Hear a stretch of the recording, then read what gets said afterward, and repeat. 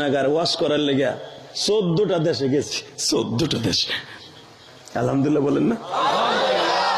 আমি উমরায় যাই একটা রাত্র ঠিক থাকতে পারি না, প্রতিটা রাত্রে বয়ান করতে হয়। তোমরা দেখছো ফেসবুকে, ইউটিউবে দেখছো না? কেন জানো? হোটেলের থেকে ভাড়া দিয়ে নিয়ে প্রায় 100 রিয়াল 500 রিয়াল ভাড়া দিয়ে আমার লয়ে যায়। সে আল কাসিম লয়ে যায়, সে তাইফে লয়ে যায়, জেদ্দায় তো সপ্তাহে 2-3 দিন যাওয়ার লাগে। অবাজান, তখন আমি মনে মনে ভাবি, ইলিয়াস রে, তোর কিসের দাম আছে? এই দামের অধিকার তো তুই না। তোর মতো তোর সাথে বড় বড় আলেম ওই নবাবগঞ্জের মসজিদে পড়ে রয়েছে, তোরে কেন ভাড়া দিয়া প্রবাসীরা লয়ে যায়? তোরে কেন লক্ষ লক্ষ টাকা খরচ করে যুবকরা লয়ে যায়? একমাত্র কারণে এটা তোর ক্রেডিট না, এটা তোর নানার দোয়া, এটা তোর মার দোয়া, এটা তোর বাবার দোয়া। আল্লাহু আকবার বলতে হবে। ভাই, মুরব্বীদের দোয়া নিবি না? ভাই নিবি না? যুবক ভাই নিবি না? বাবার দোয়া নিবি না? আয়, আমি তোর 2টা পাও ধরে বলছি, কোনদিন মুরব্বীদের কষ্ট দিস না, কোনদিন কষ্ট দিস না। ওই যে আমার নানা যেদিন থেকে আমার দোয়া করে দিল, সেদিন থেকে আল্লাহ আমার ব্রেন এমন ভাবে খুলে দিল, আমি আর কোন পরীক্ষা কোনোদিন ফেল করি নাই। আলহামদুলিল্লাহ বলতে পারলেন না? তো তোমরাও কি মা বাবার দোয়া নিবা না? ভাই নিবা? নিবা? আহারে মারে, পরে বাসায় কাম করে একটা পোলারে বিসি, মা শুনছে যে বিসি পাস করে, বিসি এর যে ক্যাডার এটা মা বুঝতো না। মারহাবা বললেন না? মা তো একবারে মুরুক্ষ, তো বিসি বানাইতো। বিসি যদি হয় তাহলে ভালো চাকরি পায়। মা এইটুক মাথায় আছে। ছেলের বলে, মা, ও বাবা, আকরাম আলী, জি মা। ও আকরাম আলী, জি মা, তোমার বিসি পাস করতে হবে, বিসি পাস। হাসিস না, হাসিস না, বিসি পাস করতে হবে। ও মা, বিসি না মা, বিসিএস ক্যাডার হতে হয়। তোমার বিসিএস ক্যাডার হইতে তাহলে বলো অনেক দাম পাওয়া যায়, সিলট দেয়। বাবা, তুই বিসি পাস করতে কত বছর লাগবে? মা, এত বছর লাগবে। তুমি পরে বাসায় কাম করো, তুমি আমার এত দূর লেখাপড়া করো, কেমনে? কয়, বাপ, আমি সব তোর লেগে বেছে দিন। আসলে আপনাকে কষ্ট হয়ে গেছে। আবার কোনোদিন আসলে কথা হবে। এখন প্রায় 1.5 ঘন্টার উপরে আলোচনা হয়ে গেছে। আর বাংলাদেশে আমার লেভেলে কোনো বক্তা 1 ঘন্টার উপর ওয়াজ করে না। আমার তো 1.5 ঘন্টা হয়ে গেছে। আহেন মোনাজাত করে আল্লাহ। আর একটু ভূতুম পেশার মতো টগরে রসগোল্লার মতো বই রয়েছে, কি রস শুনবা? আল্লাহ বলো তো দেখি। আমি আবার বলছি, বাবা, দরকার আমার কিডনি 2টা পেয়েছে, তোরে বিসি পাস করাম। বাস্তব ঘটনা, বাস্তব ঘটনা। মা, বিসি কসকা, বিসিএস ক। আর ওই একটা ওই লইতো। তুই ঠিক মতো কইস, আমি কইতে পারি না, আমি অশিক্ষিত মানুষ। তুই জানোস মা কত টাকা লাগবে, কত লাখ টাকা লাগবে? কস কি তুই? আমার ঘর বেচমু, বাড়ি বেচমু, দরকার কিডনি বেচমু, তবু তোরে বিসি পাস করাম। ঠিক আছে মা, আমিও হমু। মারহাবা বলো আরো জোরে, আরো জোরে, আরো জোরে। যুবক, তোর পাও 2টা ধরে বলে দিয়ে যাই, তোর পাও ধরছি। এই বিসি পাস যেই মা বলে তোর লেখাপড়া করায়, তোর বাপ কলমে এখনো পর্যন্ত সাইন দিয়ে টাকা উঠাইতে পারে না। হালাকে তোর বাবা ইংলিশ মিডিয়ামে পড়ায়, পরের বাড়িতে কাজ করিয়া। তোর বাবা প্রবাসী, তোরে বিসিএস ক্যাডার বানায়। ওই বাবার মনে কোনোদিন কষ্ট দিচ্ছে? আজকে আমার এক স্বাস্থ্য ভাই মারা গেছে, আলেমরার নাম। আমার এই ভাইটা আমার মাত্র কয়েক বছরে বড় ছিল বাবা। ওর কিডনি 2টাও বাদ হয়ে গেছে, আর লিভার শুদ্ধ নষ্ট হয়ে গেছে। ভাই, মাত্র কয় বছর বয়সের বড় আমার, 50 হয় নাই, 50 হয়তো 52-53 বছর হইতে পারে। আমার সেই কলিজার টুকরা ভাইটা মারা গেছে। আল্লাহ যেন ওর কবরটা জান্নাতের টুকরা বানায় দেয়। ওর মেয়েটা মাত্র 7-8 বছর বয়স, কারণ বিয়ে করছে দেরি করে, প্রবাস ছিল। 7-8 বছরের মেয়েটারে কে দেখবে? আল্লাহ তুমি দেখা রেখো। জোরে কোনা আমিন, জোরে কোনা আমিন। কষ্ট হইতেছে? টাকা নাই দেখে। বাবা, তুই লেখাপড়া কর। ঠিক আছে মা, শুরু করলাম। বাজানদের লেখাপড়া শুরু হয়ে গেল। বিসি পাস করতে আর কয়দিন আছে? ও মা, আবারও কস বিসি পাস, বিসিএস ক্যাডার হইতে মা আরো সময় লাগবে। ও বাজান, তুই পিছপা হইস না। আল্লাহর বান্দা বিসিএস ক্যাডার হইল বাবা। এই বিসিএস ক্যাডার করতে যাইয়া বাবা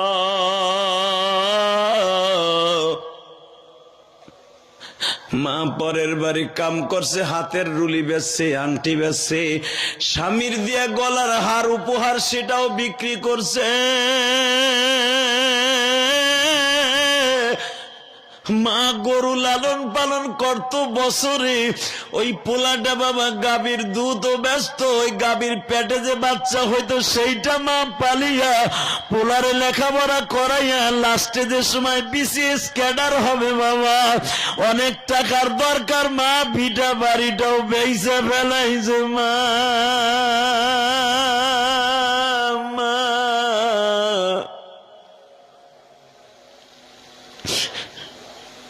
সরকারি জায়গায় মা একটা তালপাতার ঘর উঠাইছে, বিসিএস ক্যাডার ভালো রেজাল্ট করছে, দামি চাকরি পাইছে। মা এখনো সরকারি ঘরে থাকে, সরকারি জায়গায়, পোলায় জায়গা কিনা মার বাড়ির পাশে জায়গা কিনা বাড়ি করছে, বিল্ডিং করছে বাবা, বিয়ে করছে। হঠাৎ করে বউর সাথে আর মার সাথে বনিবনাত হয় না। কেন হয় না? মার এই চোখটা নষ্ট ছিল, এই চোখটা নষ্ট। বিসিএস ক্যাডার আকরাম আলী বিবি বলে, তোমার মার চোখ দিয়ে সবসময় পানি পরে দেখতে ঘৃণা লাগে। ভাই নাউজুবিল্লাহ, আসতে বলিস না কলিজার ভাই আমার। আরে মা রে, আরে মা, আরে মা, তোমার মার চোখ দিয়ে পানি পরে কেত রয়, ময়লা হয়ে আমি দেখতে পারি না। তোমার যে ছোট্ট একটা পোলা আছে, ও ওই কেতর মেত শুদ্ধ তোমার মা ওরা ধরে, ওর এটা ফুড পয়জন হবে, এতে এতে এটা শ্বাসী রোগ হবে, তুমি তোমার মারে আলাদা করো।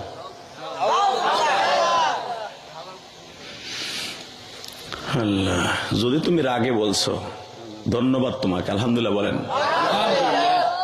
তুমি রাগে বলছো ঠিক আছে, বাস্তব ঘটনা। আকরাম আলী বলে, তাহলে শোন, মা আমার এত কষ্ট করে বিসিএস ক্যাডার বানাইবে, এমনকি মা আমারে বলছিল আমার কিডনি বেইছে তোরে বিসি পাস করাবো। তুই জানোস না আমার মা কত কষ্ট করে আমার তোমার মা তোমার মানুষ করছে, আমার বাপ মা আমার মানুষ করছে। হয়তো তোমার মায়ের নিয়ে থাকবা না আমার নিয়ে থাকবা, যদি এইরকম কোন বউ তোরে কয় তোর মার নিয়ে থাকবি না আমার নিয়ে থাকবি, সাথে সাথে শাশুড়ি মাইয়ারে 3 কথা কইয়া বিদায় দিবি। কথা বল, কথা বল, কথা বল, কথা বল। 3 কথার মাল পানি আজকে ছাড়বি, কালকে আর একটা লই আসবি বেটা। আগলা ব্রিজের গোড়ের তো একটা ইচিংকিং পাকা দিয়ে লই আসবি বেটা। তো বই হাওরের মাই জানোয়ারে ঘরে রাখবি না, কথা বলেন না কেন? কেন হাওরের মাইয়ারে কষ্ট দিলে তুই জাহান্নামে যাবি না। আর মা দুঃখিনীর দিকে একবার চোখ গরম দিয়ে তাকাবি, তোর জন্য জাহান্নাম অজীব হয়ে যাবে। আর মায়ের দিকে একবার নেক নজরে তাকাবি, 9 লাখ টাকা খরচ করে হজ করলে যা পাবি, ওই হজ তোর ঘরে একবার তাকাইলে তাই পেয়ে যাবি। এখন তোর জীবনে প্লাসে প্লাসে মাইনাস কর, আর মাইনাসে মাইনাসে প্লাস কর। আল্লাহু আকবার বলতে পারলি না? এখন তুই বুঝাল কি পাস। কয় হয়তো তোমার মা থাকবে না, আমি থাকবো। আকরাম আলী বিসিএস ক্যাডার বড় লোকের মাইয়া বিয়ে করছে। ও মা, এটা কথা কই মা, তুই রাগ করিস না। মা বুঝা লাইছে, বানাইছে, মা বুঝে না, মা বুঝে। তোর বাবা রাজমিস্ত্রি, ওই মতিঝিলের 25 তলা 26 তলা বিল্ডিং তোর বাপে বানায়, ওই বিল্ডিং এর মালিক বানায় না। একটা অশিক্ষিত বাবা যদি 24 তলা 20 তলা বিল্ডিং বানায় দিতে পারে বড় লোকের টাকার বিনিময়ে, ওই বাবা বিল্ডিং বানায় দিতে পারে, সে কোনো ব কলম, কিন্তু রাজমিস্ত্রি কাজ করে বিল্ডিং বানাইতে পারে, কিন্তু হালাকে তার বাসায় সোনের ঘর। কথা বল না গা, সোনের ঘরে থাইকা বিল্ডিং বানায়। মনে রাখবি তোর বাপের কোনো আমল নাই, তোর বাপ সবচেয়ে বড় মদখোর, জুয়াখোর, সবচেয়ে নেশাখোর, কিন্তু তোরে জান্নাতের বিল্ডিং বানাই দিতে পারে। এর নাম বাবার মা। তুই বাবস, আমার বাপ নামাজ পড়ে না, আমার বাপ গাঞ্জা খায়, আমার বাপ ফেরাস খেলায়, আমার বাপের বরদয় কি হবে? হারামি বেটা, খবরদার হারামখোর। তোর বাপের অ্যাকাউন্টে কিছু না থাকতে পারে, তোর বাপ যেরকম রাজমিস্ত্রি কাজ করে, তোর বাপের বাড়ি একটা ইটাও নাই, হালাকে 25 তলা বিল্ডিং তোর বাপে বানায়। কথা বল না কেন? আমার আমার বিল্ডিং এর কাজ করতেছে বরিশালের। আমি জিজ্ঞেস করলাম, এই তুই কাজ করস, তোর বাড়ি কয়তলা বিল্ডিং? হুজুর কোন কি, বাদ পাই না এখনো সোনার ঘর। তখন আমি বললাম, তুই দেখ, তুই যেরকম ভাবে আমার বিল্ডিংটা এত সুন্দর করে দিতাছ ইটা দিয়া, তোর ঘরে কোনো ইটা নাই, তুই আমার বাড়ি করতাছ, হালাকে তোর বাড়ি ইটার নাই, বুঝে নেবি তোর মা বাবার খেদমত তুই করবি, তোর বাড়িতে একদিন বিল্ডিং হবে। কষ্ট হইতেছে? জোরে ক যুবক, জোরে বল। হে বাসান, জোরে বলেন। টাকা নেই দিকে। আকরাম আলী বলে, মা রাগ করিস না, কথা কই না। বাবা আমি বুঝছি সোনা পাখি, তোরে বিসি পাস করাইতে আমি কিডনি দিয়ে বেচার লেগে প্রিপারেশন নিয়েছিলাম। লাস্টে চেয়ারম্যানের সাথে পরামর্শ করে জায়গাটা বেচে তোরে বিসিএস ক্যাডারের পরীক্ষা দিছি। বাবা আমি বুঝছি আমার বউমার কারণে আমার ডিস্টার্ব হয় না। ঠিক আছে বাবা, ওই যে ভূমিহীন যে ঘরটা আছে, আমি তো ওইখানে থাকতে চাইছিলাম, তুই আমার আনসোসকে মানছে বলে তোরে খারাপ কয়, বিসিএস ক্যাডারের মা ভাঙ্গা করে থাই। ঠিক আছে, আমি কালকের থেকে ওইখানে আবার যাবো। মন চাইলে তুই আমার 2টা টাকা দিস। তাহলে এখনো পর্যন্ত আমার অনেক ভক্ত আছে, বড় লোকের বাড়ি কাম করছি, বড় লোকের পোলাপান আমার লালন পালনে, তারাও বড় ব্যাংকের ম্যানেজার হয়েছে, তারাও আমার মাঝে মাঝে টাকা দেয়। যদিও বিসিএস ক্যাডারের মা হয়েছে বিদায় এখন তুই আমার কাম করতে দাস না, কিন্তু তা ওই ছেলেগুলো ঠিকই আমার টাকা দিয়ে যায়।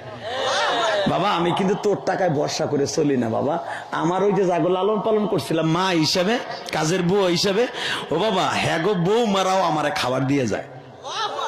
যে আমার স্বামীর মুখে শুনছি, আপনি আমার স্বামীর পায়খানা ফেলাইছেন, হিগুন ফেলাইছেন, কাপড় চোপড় দিয়ে দিয়েছেন, স্কুলের ড্রেস দিয়ে দিয়েছেন, আপনি কাজের বুয়া না, আপনি আমার স্বামীর মা।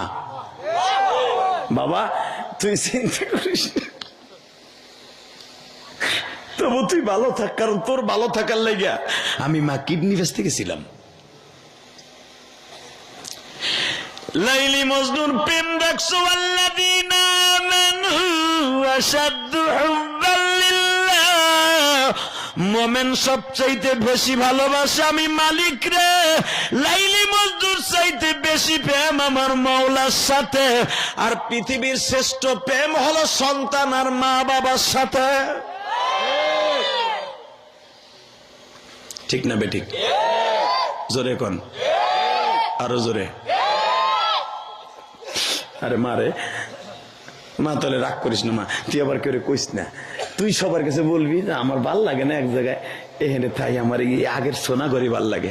ঠিক আছে বাবা, কি কইতো এটা আমি বুঝবো। বাজানরে সোনা ঘরে মা থাকে, ওই বিসিএস ক্যাডারের বউ আকরাম আলী সাহেবের বিবিটাও পছন্দ করতেছে না। কারণ কি জানেন? মাঝে মাঝে 3.5 বছরের যে নাতিটা আছে, নাতিটা দাদির লাইগা মাঝে মাঝে তরকারি লয়ে যায়। বাবা কমলা আনলে খোরাইতে খোরাইতে দাদির লাইগা লয়ে যায়। এইটা বিসিএস ক্যাডারের বউ আকরাম আলী সাহেবের বিবির ভালো লাগে না। মনে মনে ভাবলো, আমি আমার এই কালনাগিনীরা, এই শাশুড়িটাকে আমি সোনা ঘর সারাবো গো। আজকে অফিস থেকে বাড়িতে আসছে, নিজের হাত নিজে বেলেট দিয়ে কাটছে। কাইটা জিজ্ঞাসা করে, তুমি যান জিজ্ঞাসা করলেন আমার হাতে ব্যান্ডেজ কে, কেন তোর হাতে ব্যান্ডেজ? তোমার মা আমারে মারছে,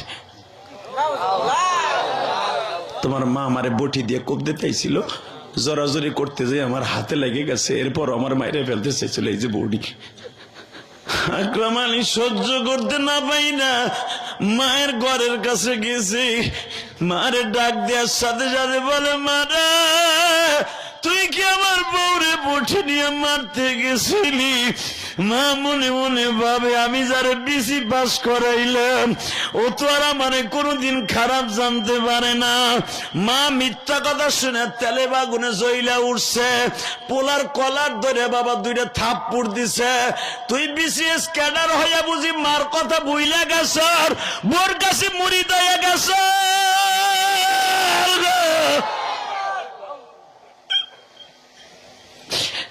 মা যখন থাপ্পড় দিছে, আকরাম আলী সহ্য করে চলে আইছে।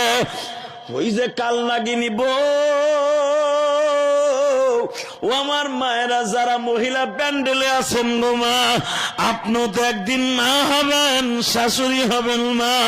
খবরদার কোনদিন শাশুড়িরে আর শ্বশুরে কষ্ট দিয়ে।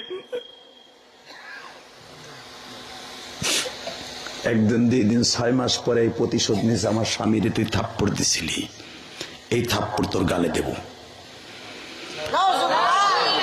কাল নাগিনী, নাগিনী, বিষাক্ত ধরন নাগিনী আজকে স্বামীরে আস্তে আস্তে করে নেশা ধরাইছে মায়েরে তাড়াবার জন্য। নেশা খাওয়াইয়া এমন কথা বলছে, ঘরের মধ্যে যাইয়া মায়ের ইচ্ছা মতো মারছে। একটা থাপ্পড় দিয়ে মায়ের কানার তালাটা ভাড়া দিচ্ছে, মা কানটা নষ্ট হয়ে গেছে। মা ছেলেরে শিক্ষিত বানাইছে, মা মনে মনে ভাবে আমার এই ছেলের কথা যদি মানুষের কাছে বলি 100% মানুষ আমার গালে মুদবে যে ছেলেরে কি মানুষ বানাইছো। মা অশিক্ষিত হতে পারে, মা দেখেন শিক্ষিত পোলার সম্মান টিকাই রাখার জন্য মা চুপ হয়ে গেল। মান সমাতা নাজা, বিশ্বনবী বলেন চুপ থাকা ভালো। চুপ থাকতে যাই আজকে দেখো যুবক তোর পাও ধরছি এখন কানবি, জানি না আমার মতো কার মা নাই গো। আরে আকরাম আলী তুই তোর মায়ের থাবাস, আর ইলিয়াস রহমান জেহাদির মতো মা পাগল প্রতিদিন ওয়াজ করে আর ওয়াজ শুনে কান্দে।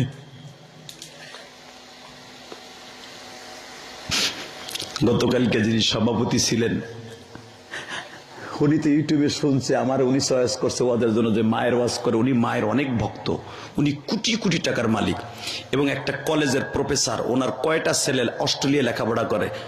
উনি ওই যে ওয়াজ শুনছে যে ইলিয়াস রহমান জিহাদির মার মসজিদ আছে, মার নামে মসজিদ করছে, মায়ের ওসিয়ত। সে আমার মসজিদের টাকা দিয়ে কান্দার কি বলে জানেন, হুজুর আমার একটা গোপনীয় রোগ আছে, আপনি আপনার মায়ের মসজিদের টাকা দিলাম যেন আল্লাহ আমার রোগটা ভালো করে দেয়। এই যে রাত্রে বগুড়া আকরাম আলী সাহেব আজকে মদ খাইয়া মায়ের মাইরে চলে আসছে। মায়ের কানে শোনে না বাবা, তবু কাল নাগিনীর পরাণ ভরে নাই। মাত্র আরো 1 মাস 1.5 মাস পরে আবার মদ খেয়ে যখন মার ঘরের কাছে যাবে, ও বাজান আজকে মদের অভিনয় করছে, খায় নাই কেন জানেন, এখন কানবেন। আকরাম আলী সাহেব যখন ঘরে আসছে, আসিয়াই দেখে আকরামের বউ মনে মনে ভাবছে আজকে কিছু মিথ্যা কথা বানাবো, ওই বরিরের কাল নাগিনী নারীরে মাইর খাওয়াবো। যার চোখ দিয়ে পানি পড়ে তার কাছে আমি বলিয়ে তারে এই দেশ থেকে খেদাবো, তার মাইয়ার বাড়ি পাঠাবো, এই চিন্তা ভাবনা করে বসে আছি। কিন্তু আল্লাহর কুদরত বোঝা যায় না গো বাবা।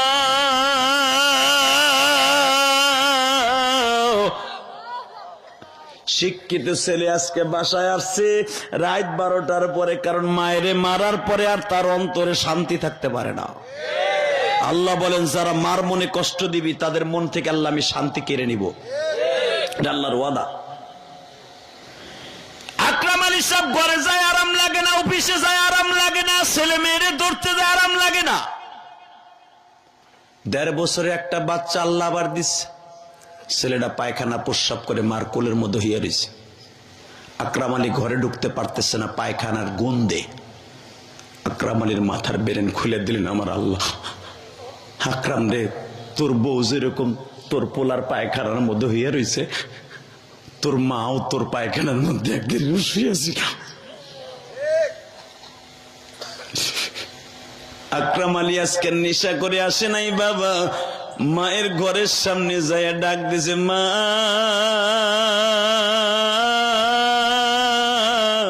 দরজা খোল মা।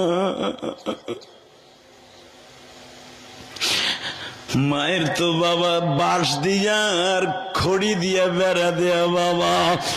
এই দরজার কাছে যাইয়া যখন ডাক দিছে, মা মনে করছে বউ জানি আজকে কি বলছে, আজকে রাত্রে মনে হয় আকরাম আলী আমারে মারবে। মা দরজাটা আরো শক্ত করে গিট্টো দিছে। আকরাম আলী দরজার কাছে যেয়ে বলে, মা দরজা খুলবি কিনা বল রে মা, তুই যদি দরজা না খুলোস ভাঙ্গা ফেলাবো। মা বলে, বাবা রে আমি তোর পাও দুইটা ধরছি, এই রাত্রে আমারে মারিস না, আমি তোর বউ রে কিচ্ছু কই নাই বাবা, কিচ্ছু কই নাই। মা আমি আল্লাহর কসম করে বলছি তোরে মারবো না মা রে, মা, মা, মা। মা বলেন নেশাখোর কোনদিন ভালো কথা তার মুখ থেকে বের হয় না। মা আমি আজকে কিন্তু নেশা করি নাই মা, মাত্র দুইটা কথা বলবো, দরজাটা খোল। দরজা খোলে না গো বাবা।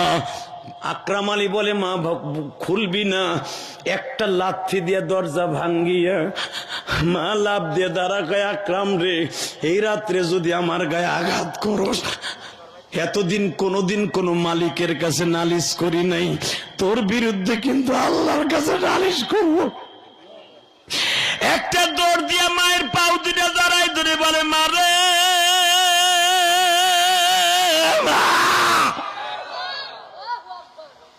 মা, ও মা, মা আল্লাহর কসম করে বলি মা, আমি তোর আজকে মারতে আসি না মা, তোর কোলে নিয়ে তোর পাওটা চুমা দিতে আইসি মা।